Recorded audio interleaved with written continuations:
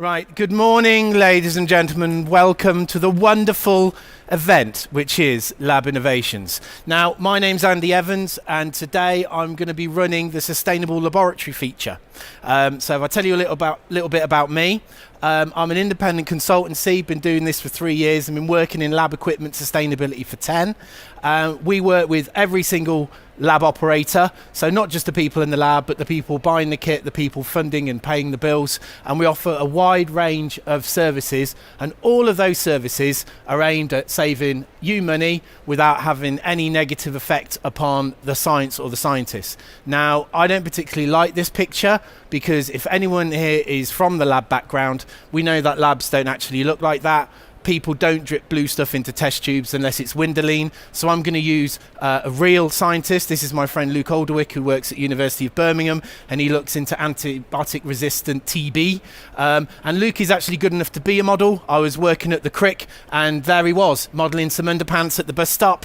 So let's get more scientists modelling. For me, it's quite important. So scientists are at the core of everything we do, but we can help their money go further, and we can help the research be more efficient. So we do that by taking the Grace Hopper approach. Everybody knows Grace Hopper, even if you don't. If you've ever said it's better to beg for forgiveness than ask for permission, that's her. She was a pioneer in software engineering, and the coolest thing about her is that she was relevant all the way until she was retired at 79. And at 79, when she was forcibly retired from the Navy, she was snapped up straight away by software companies because she was used to train and excite all their new graduates. So this is what we do. And when I'm not doing that, I'm looking after my daughter Layla.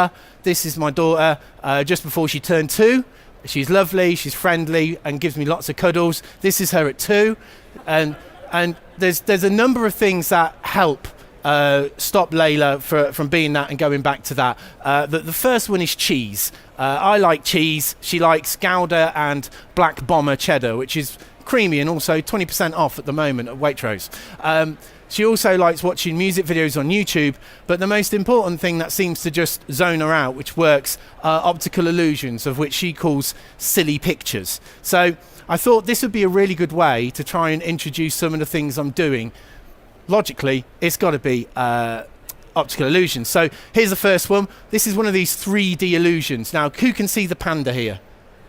Can anyone see a panda? If anyone can see a panda, you're mentally ill because this is static from my television. However, the good thing about optical illusions is that there's 3 types. There's physiological, there's cognitive, and there's visual. And there's also 3 types of lab operators. We've got people that work in the labs, we've got people buying the equipment, and we've got people paying the utility bills. Well, the case studies are aimed at all 3 of these different groups of lab operators. So this year, we've got 3 types of case studies. They're essentially looking at new alternative technology. We're looking at the best-in-class equipment, or we're looking at how the impact of best practice can help you in your lab in saving your running costs. Now, on the stand today, we've got 7 case studies that will be there. Between now and 2020, there's at least 20 case studies already signed up. And we'll be continuing that process, but also including consumables, plastics, looking at lab management, looking at sustainable monitoring of equipment and lab activities, but most importantly, sustainable procurement. And one of the procurement exercises we're doing has lasted 2 years, and we've got 1 more year running on it. So how do these case studies work? Well, the first kind of one here is we do accurate testing. And the reason why it's really important to do accurate testing is that a lot of the kit out there, both used in manufacturing and in some of the labs, isn't really accurate. So you can start seeing differences where there aren't any differences between equipment, and that can affect paybacks and running costs. So what we do by using accurate equipment, we actually eliminate error. So there's actually no difference between some pieces of equipment, and this is what these tests are aiming to iron out. Now, we do that by using accurate equipment, and we don't work in any warehouse, we don't work in anyone's manufacturing facility, we solely work at universities. So the case studies that will be on the stand today were carried out at these universities, supervised by those universities, using their facilities.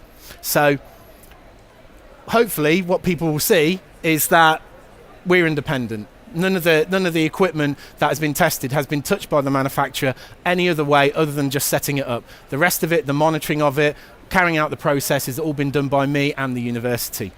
So now the next type of optical illusion is this. It's ambiguous imagery. And the reason why is that when we're talking about lab costs, people only see certain things or assume them. If you work in the estates department, you might only be concerned about energy and water, whilst if you work in the laboratory, you might be interested more in the running costs associated with what you have to pay, such as servicing and maintenance, consumables, how long it's going to live for, technical backup.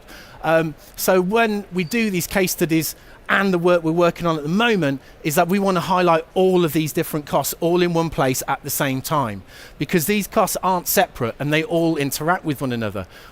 Just as a quick example, something that we use in the training, this is a great crib sheet you can use. So if you know where a piece of equipment has come from, then you can look at the downtime of how quickly it can take you to get things like your consumables. It can have an effect on servicing and maintenance and the components and spares. All of these interlink and interact, and what we try and do is highlight how that can happen so people can make clear decisions about the entire cost of a bit of equipment, because costs aren't separate. Now this is a picture of one thing. Everyone sees four things here. These are actually all together in the same frame at the same time. And people do see this at work as well in their roles. People have silos, and what we're trying to do is get people to interact. And my aim is just to change people's perspective just a little bit so we can see that they're actually all together as one. So when we're working with lab operators, we look at how they can all interact. Now, for any of you who've done old school mathematics, if you've ever done an equation where such as speed equals distance divided by time, if you wanted to work out one of those other things, you just cover one up and find out what the others can do together.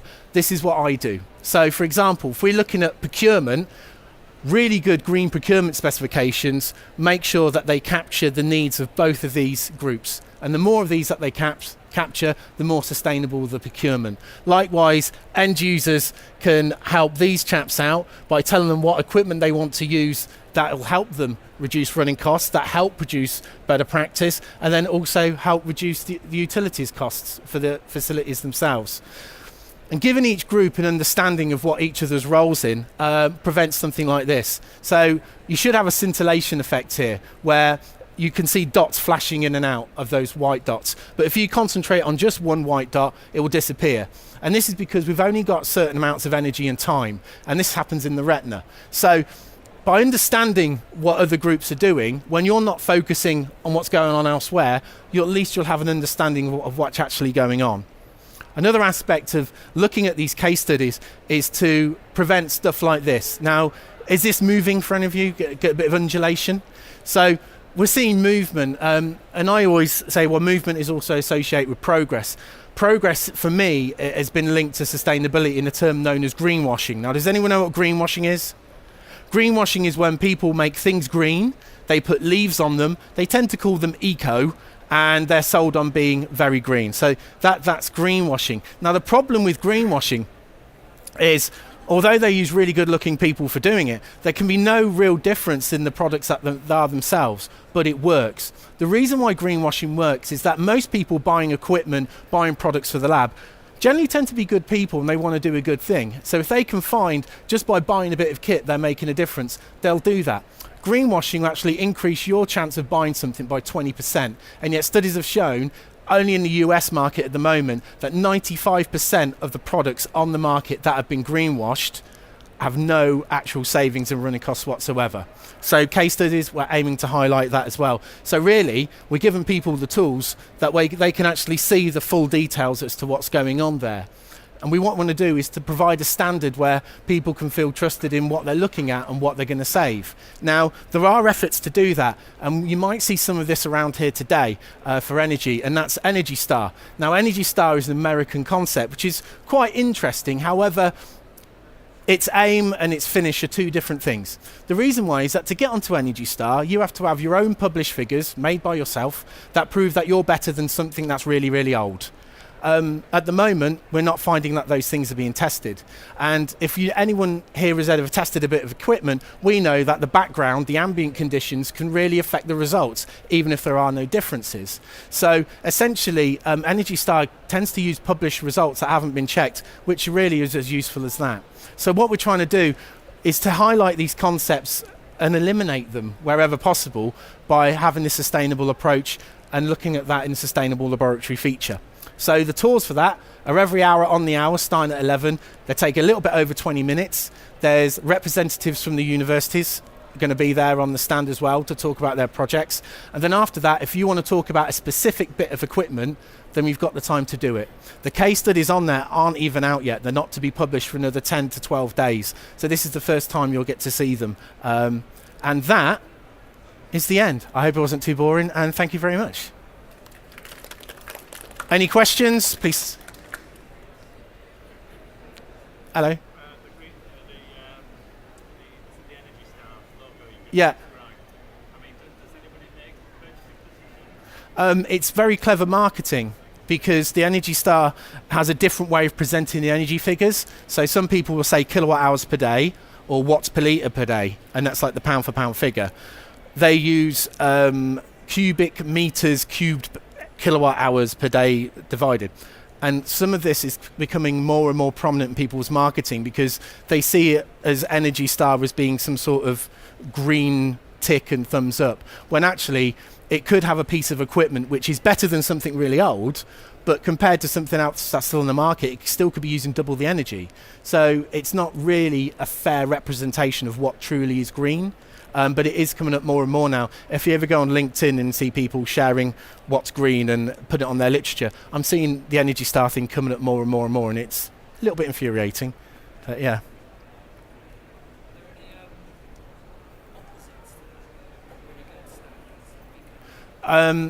Well, funny you should ask. So over the next 2 years, working with the universities, we are actually looking at writing the standard itself. So there is a proper standard of how we select equipment. Some of the case studies we're working on in procurement are actually highlighting what those standards will capture, but also what they eliminate for people, so people can make better informed decisions on the equipment. We are going to be giving tips for that on the stand as well.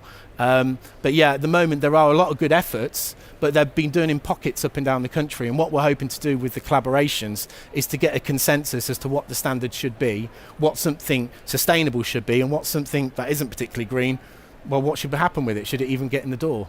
So essentially what we're trying to do is get people at a good price, but for a piece of equipment that actually does do the job in an efficient and manageable way. So, yep. Pardon? It's the sustainable laboratory feature. So because it's a feature rather than a kind of a sales stand, it's just called the sustainable laboratory feature, and it's right next to the live lab. So yeah, tours on the hour every hour, and there's suites to keep you going whilst you have to walk around the gigantic lab. So any other questions? Pardon? How long did my case studies last? Anywhere between 2 days and 2, 3, 5 years. We test properly using accurate kit. We've got one case study at Edinburgh running for 5 years. It might be extended by another 10. So we're in it for the long haul to give more solid data for people. Working on one case study with Bristol. It's been over 1.5 years already. So yeah. Any others? Lovely. Well, I hope to see you all on the stand, and thanks for coming. Cheers.